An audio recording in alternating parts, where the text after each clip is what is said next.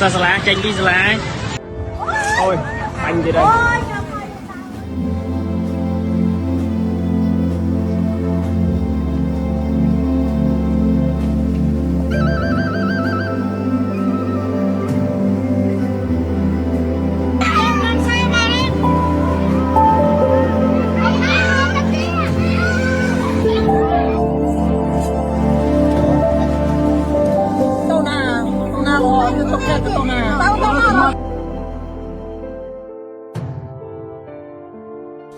ស្របពេលដែលប្រទេសផ្សេងៗកំពុងតែសប្បាយរីករាយជាមួយនឹងបុណ្យណូអែលក៏ដូចជាចូលឆ្នាំថ្មីប្រជាជនកម្ពុជារស់នៅទាំងភាពភ័យខ្លាចរងទុក្ខកិច្ចចរចាសន្តិភាពនៅតែមិនត្រូវបានអនុវត្តដោយភាគីថៃនៅតែបន្តឈ្លានពានមកលើទឹកដីកម្ពុជាកាន់តែខ្លាំងកងកម្លាំងទាហានថៃបានបាញ់ផ្សែងពុលមកលើទឹកដីកម្ពុជាក៏ដូចជាសម្លាប់នៅប្រជាជនស្លូតត្រង់នាថ្ងៃទី24នេះទៀតសោតទាហានថៃបានប្រើយន្តហោះចម្បាំងT-50ទម្លាក់គ្រាប់បែកមកលើស្រុកបាណន់ខេត្តបាត់ដំបងក៏ដូចជា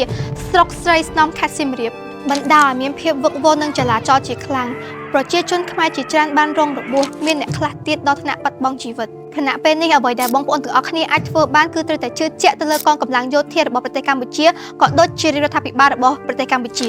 ហើយតាមដានព័ត៌មានដែលមានប្រភពច្បាស់លាស់ជាចុងក្រោយក៏សូមបួងសួងឲ្យប្រជាជនភៀសទឹកទាំងអស់ក៏ដូចជាបងវរៈកងទ័ពនៅជួរមុខទទួលបាននូវសុខសន្តិភាពហើយសូមឲ្យប្រទេសកម្ពុជាត្រឡប់មកសុខសន្តិភាពវិញ